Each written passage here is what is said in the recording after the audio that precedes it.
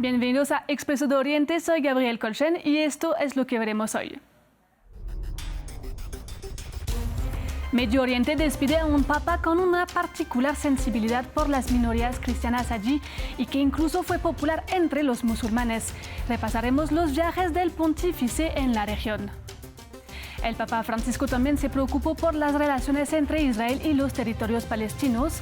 Mantuvo llamadas telefónicas diarias con la iglesia cristiana en Gaza y un día antes de su deceso pidió el fin de la ocupación israelí. Y para entender mejor quiénes son estas minorías cristianas de Medio Oriente, en esta emisión analizaremos su historia y su relación con el Papa con el historiador Bernard Heiberger.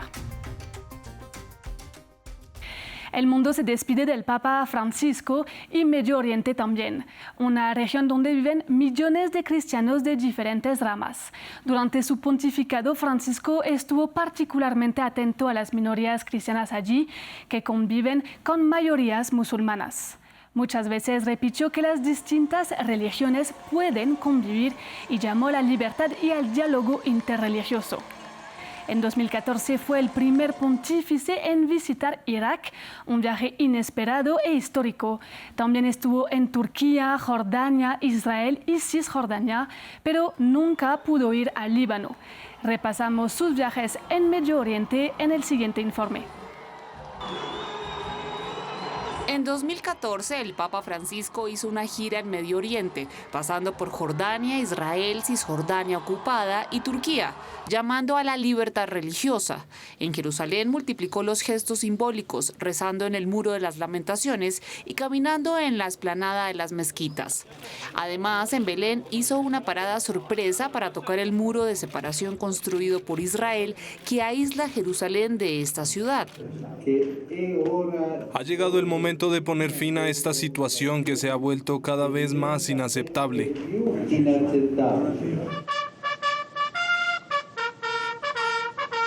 Pero lo que se quedará como uno de los viajes más simbólicos del Papa fue su visita a Irak. En 2021, desafiando los obstáculos y a pesar de las advertencias de su entorno, el Papa Francisco decidió emprender el primer viaje de un pontífice a este país, algo particularmente emocionante para los iraquíes. En una voluntad de llamar a la convivencia entre las religiones, se reunió con el gran ayatolá, Ali Sistani, la máxima autoridad religiosa para la mayoría de los musulmanes chiitas. También conoció varios representantes de minorías religiosas del país y agradeció a los cristianos que decidieron quedarse en Irak a pesar de la guerra y de haber sido perseguidos por el Estado Islámico en 2014. Come crudele questo paese, cura di Qué cruel que este país, cuna de civilizaciones, haya sido golpeado por una tormenta tan inhumana, con antiguos lugares de culto destruidos y miles de personas, musulmanes, cristianos, yazidíes y otros, desplazadas por la fuerza o asesinadas.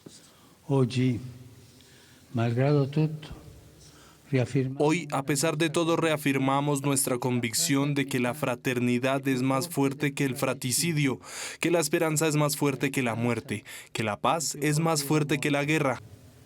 La pace è più forte della guerra. La cita perdida fue en Líbano. A pesar de la programación de su visita en varias ocasiones, sus problemas de salud le impidieron ir. Sin embargo, siempre apoyó a los libaneses a lo largo de las crisis que vivieron y varias veces saludó la coexistencia religiosa en el país. Pasamos ahora a Israel y a los territorios palestinos. El Papa Francisco llamó muchas veces al diálogo entre Israel y el pueblo palestino. En 2014, tras su gira por Medio Oriente, recibió al presidente de la Autoridad Palestina, Mahmoud Abbas, y al entonces presidente israelí, Shimon Peres, en el Vaticano, y juntos plantaron un olivo en los jardines de la Santa Sede en un llamado del Papa a la paz. El Vaticano también reconoció oficialmente la existencia de un Estado palestino en 2015. Desde octubre de 2023, la guerra en Gaza y el futuro de los palestinos se convirtió en uno de los símbolos de su pontificado.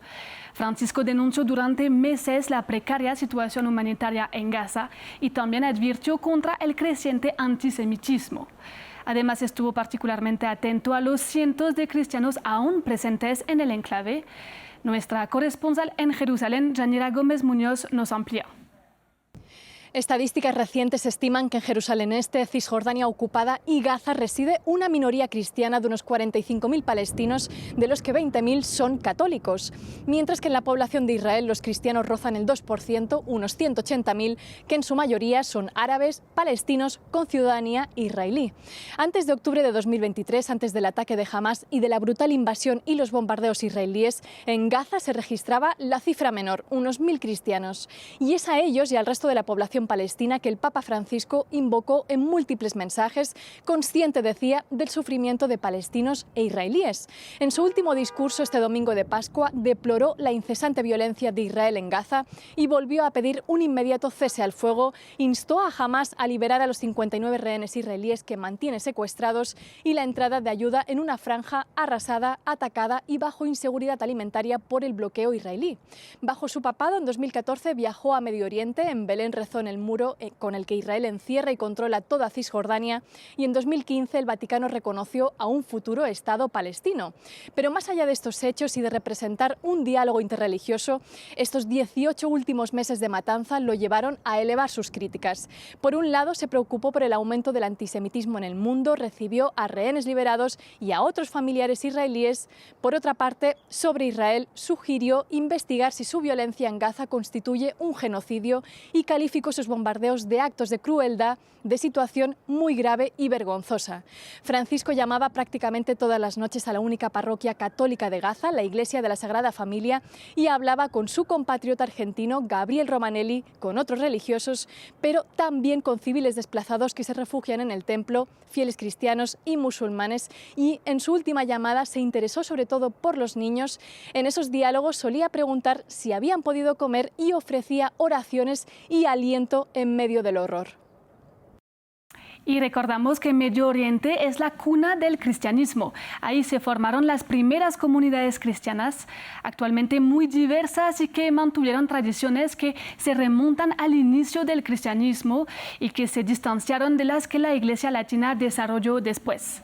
Egipto es conocido por su comunidad cristiana copta de varios millones de personas, lo que representa entre el 5 y el 15% de la población. Líbano también es conocido por tener un 20% de cristianos, en mayoría católicos maronitas. El país es además famoso por su sistema confesional en el que el presidente es cristiano maronita, el primer ministro sunita y el presidente de la Cámara de Diputados chiita. Pero en los demás países la diversidad cristiana es más marcada. En Israel, Cisjordania ocupada, Gaza y Siria, la mayoría de los cristianos son greco-ortodoxos, mientras que en Irak, por ejemplo, son mayoritariamente caldeos católicos. También hay que notar que hay cada vez más cristianos que se instalan en los países del Golfo y que al inicio del cristianismo hubo comunidades cristianas allí. Anteriormente hablamos con Bernard Heiberger, historiador y profesor especialista de las minorías cristianas de Medio Oriente. Primero nos explicó que aunque el número de cristianos coptos de Egipto ha subido, al mismo tiempo que la población egipcia, el número general de cristianos en la región baja. ¿Por qué bajó el número de cristianos? Baja particularmente desde la segunda parte del siglo XX por diferentes razones. Siempre pensamos en las persecuciones, en la subida del islamismo radical, etc. Pero tenemos que corregir un poco. Hubo regímenes que se proclamaban laicos como el de Nasser en Egipto o el de Baas en Siria, pero que no fueron favorables a los cristianos y provocaron salidas masivas de cristianos de Egipto, Siria o Irak. En Égypte et en Syrie ou en Irak. Además, desde hace mucho tiempo, desde el siglo XIX, los cristianos tienen costumbres de migraciones y de desplazamiento, así que tienen redes de migrantes en Estados Unidos, en Europa, en Australia, etc., lo que facilita su migración. Aux États-Unis, en Europe, en Australie, etc., depuis assez longtemps et qui facilite ensuite leur départ. Pero por último, los cristianos no son los únicos que migran. Si le preguntan a cualquier sirio o egipcio, quiere irse, pero es tal vez más difícil para los no cristianos. Y cuando un cristiano se va, se ve más porque la proporción de cristianos dentro de la población baja. Ça se voit davantage, puisque la proportion des chrétiens dans la population baisse. También describió cómo conviven las minorías cristianas entre las mayorías musulmanas. Il y a des situations de cohabitation qui sont... Hay situaciones de convivencia que salieron bien, por ejemplo en Líbano, hasta la primera parte del siglo XX después de masacres en el siglo XIX, pero también hay situaciones que se volvieron complicadas. Il y a des situations qui sont devenues plus complexes. En gros, c'est quand même la cuestión de la... Básicamente la cuestión de la convivencia depende de la cuestión nacional. Cuando un país se proclama nación egipcia y se reivindica egipcia, los cristianos pueden encontrar su lugar, pero cuando un país se proclama musulmán siguiendo la ley islámica, los cristianos se encuentran su lugar con más facilidad. Y si tomamos el ejemplo de Turquía, es un país que se proclama laico desde Mustafa Kemal, pero esta laicidad se basa en una definición de una nación que dice que es turco el que es de religión sunita. El que no es de religión sunita no es verdaderamente turco. Celui qui est de religion sunnite. Celui qui n'est pas de religion sunnite n'est pas véritablement turc, en fait. Preguntamos a Bernard cuál fue el principal mensaje del Papa Francisco a estos cristianos. Alors, je pense que le principal message du pape François... Creo que el principal mensaje del Papa Francisco fue intentar acercarse a las autoridades musulmanas e intentar crear un clima de paz, dialogando con las jerarquías religiosas musulmanas. En s'adressant aux hiérarchies religieuses musulmanes. Alors, c'était méritoire, ça a certainement eu un effet. Creo que tuvo un efecto positivo porque el Papa Francisco ha sido popular incluso entre los musulmanes, pero también hubo algo ambiguo, con casi siempre este llamado a la fraternidad y a la paz, detrás del cual había políticas represivas poco favorables a las minorías y particularmente a las minorías cristianas. Cet appel à la fraternité et à la paix déguisait des politiques répressives et des politiques en réalité peu favorables aux minorités, en particulier aux minorités chrétiennes. Finalmente nos explicó la diferencia entre libertad de religión y libertad de conciencia. Il y a une notion que le pape François a mis en El Papa Francisco insistió sobre una noción que es la noción de libertad religiosa. Esta idea es aceptada en los estados musulmanes, pero no es lo mismo que la libertad de conciencia. La liberté religieuse, c'est le droit d'exercer... La libertad religiosa es el derecho a ejercer libremente su culto cuando uno pertenece a las confesiones no musulmanas reconocidas por la Sharia. Entonces, como comunidad uno puede existir, pero no es exactamente lo mismo que la libertad de conciencia definida en la Declaración Universal de los Derechos Humanos, que los países musulmanes contestan en unos puntos. Por ejemplo, el derecho a cambiar la religión no es reconocido. Hay cristianos en Egipto y en otras partes que tuvieron problemas porque fueron acusados de haber sido musulmán y de haberse convertido al cristianismo. D'avoir été musulman et d'être redevenu chrétien, par exemple. Llegamos así al final de esta edición de Expreso de Oriente. Muchas gracias por acompañarnos y sigan con nosotros.